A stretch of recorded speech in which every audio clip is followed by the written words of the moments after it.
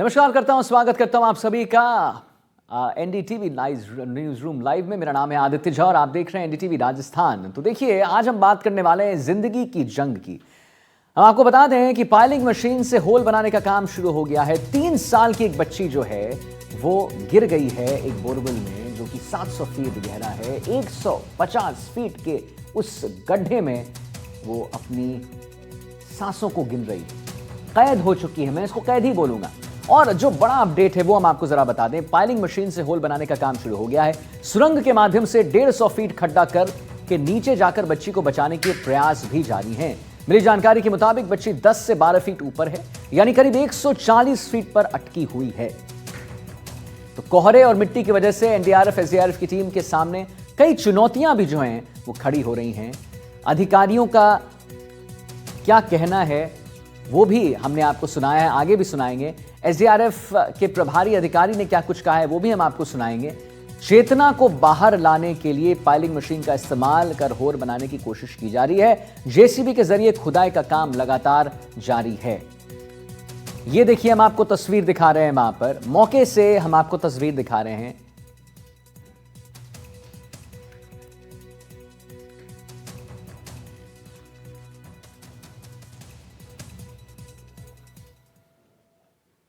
Medical team के द्वारा देखो, जिस दिन से जो जैसे पता लगा था, हमने हाथों हाथ ऑक्सीजन सप्लाई चालू करवा दी थी और एक मेडिकल ऑफिसर, एक कंपाउंडर की ड्यूटी लगा दी, 3-4 एम्बुलेंस लगा दी, एक स्पेशलिस्ट पीडियाट्रिशियन और एक एनेस्थीसियोलॉजी 24/7 हमने लगा रखे हैं। और मौके पे हमारे कम से कम 15-20 कर्मचारी यहाँ बराबर रहते हैं। तो अभी देखो, ऑक्सीजन की सप्लाई जा रही है और उसके कैमरे से विजिबिलिटी देखी थी, उस टाइम मूवमेंट हो रहा था।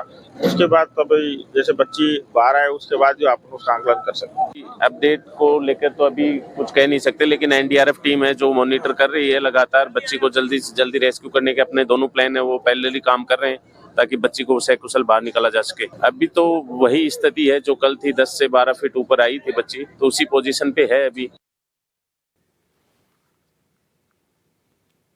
तो देखिए, मुदित गौर हमारे संवाददाता जुड़ रहे हैं और हमारे साथ एक गेस्ट भी हैं, नवीन कुमार भटनागर हैं, पूर्व डीआईजी हैं एनडीआरएफ से, वो भी हमारे साथ जुड़ रहे हैं।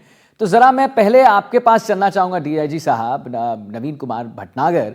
आप हमें बताइए, बच्चे को कैसे और बाहर जल्दी निकाला जा सकता है? नवीन जी, क्या किया जा सकता है? क्योंकि 2 विकल्प जो है वो फेल है। पहले विकल्प में बहुत कोशिश की गई, लेकिन दूसरे विकल्प में अब प्रॉब्लम यहां पर यह आ रही है सबसे बड़ी कि अगर ज्यादा खुदाई होगी तो कहीं वो बच्चे पर ही ना वो जो गीली मिट्टी है वो आकर गिर जाए, जिसकी वजह से उसकी सांस ना फूल जाए और अलग प्रकार की दिक्कतों का सामना उसको ना करना पड़े। तो अब क्या विकल्प है एनडीआरएफ एसडीआरएफ की टीम के पास? कैसे बच्चे को निकालेंगे? 44 घंटे से ज्यादा का वक्त हो गया है नवीन जी। एक्चुअली क्या है कि ये सुरंग जो बना रहे हैं बच्चे के पास तक जाने के लिए, तो वहां मिट्टी बहुत गीली है और इसमें वैसे तो पाइलिंग सिस्टम है, उसके थ्रू करके और जाएंगे तो उसमें सेफ्टी रहती है। अगर वो नहीं करेंगे तो अपने ऊपर भी मिट्टी गिर जाएगी, जो रेस्क्यूअर वो भी दब जाएगा, बच्चा तो दबेगा ही दबेगा।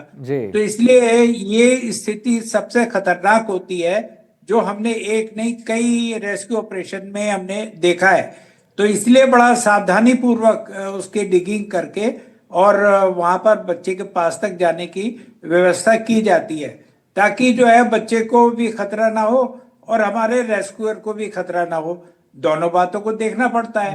अब बेटर सो भगवान से प्रार्थना कीजिए कि सब ठीक ठाक हो जाए और बच्ची बाहर निकल आए। बिल्कुल बिल्कुल नवीन जी, हम हमारी प्रार्थना ही है, एनडीटीवी राजस्थान के माध्यम से हम सभी लोग प्रार्थना कर रहे हैं कि बच्ची जो है सकुशल बाहर निकले।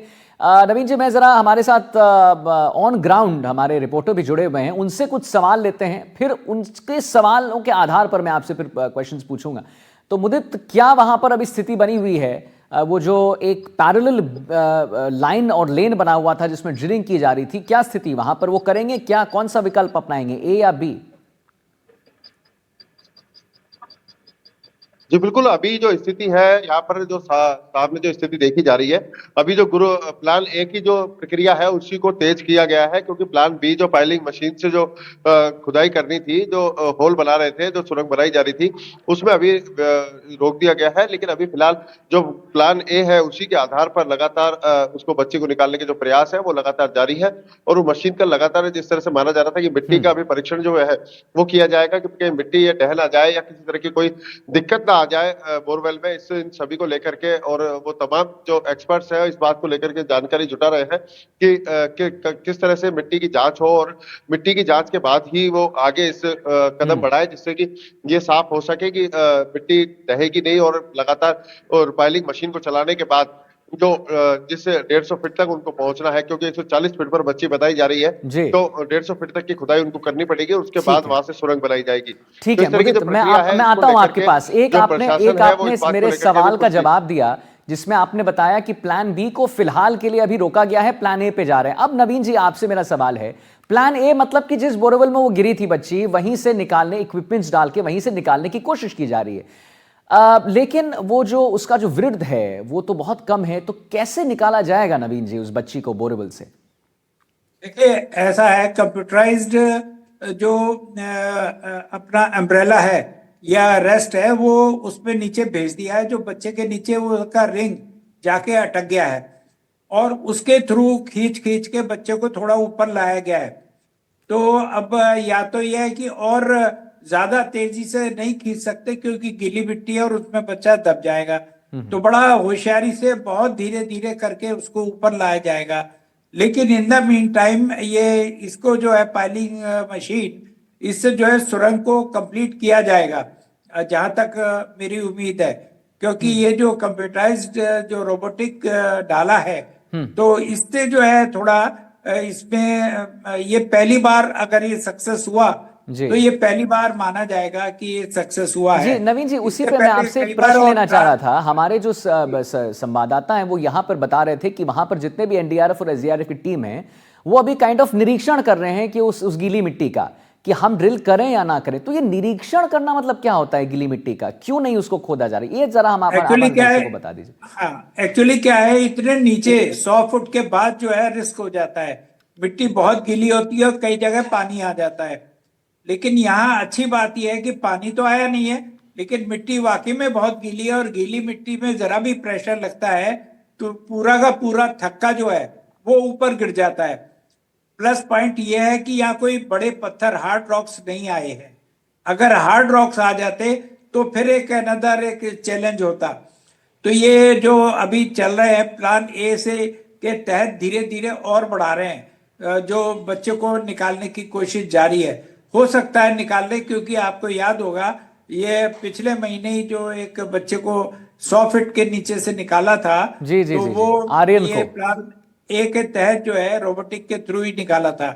लेकिन उसमें जो है वो जो रिंग, रोबोटिक रिंग उसके नीचे नहीं जा पाई थी, जी ग्रिपर की मदद से निकाला था, लेकिन वो बच्चे को बचाया नहीं जा पाया। बिल्कुल नहीं अभी नवीन जी, इसके अंदर सबसे बड़ा तो देखिए सवाल यही होता है ना कि आप बता रहे हैं 1 महीने भी उसको नहीं हुए, 15 दिन के बाद ये घटना होगी। खैर वो बात पे मैं आपसे जरूर बात करूंगा कि आखिर ये जो ज्वलंत मुद्दे हैं, ज्वलंत सवाल हैं, उसका कौन असल जिम्मेदार है। फिलहाल जरा अपने रिपोर्टर के पास चलते हैं। हमारे साथ मुदित गौर लाइव वहां पर जुड़े हुए हैं। मुदित, क्या वहां पर देखा जा रहा है? अभी क्या कर रही है एसडीआरएफ और एनडीआरएफ की टीम? अब क्या विकल्प है उनके पास? जी बिल्कुल, विकल्प की बात की जाए तो विकल्प के तौर पर अभी फिलहाल एनडीआरएफ और एसडीआरएफ की जो टीम है वो गुरु प्लान ए के तहत ही लगातार काम कर रही है। और जो अभी पेलिंग मशीन जो अभी रुकी हुई थी वहां से जेसीबी की मदद से मिट्टी को हटाने का जो काम है वो लगातार जारी है।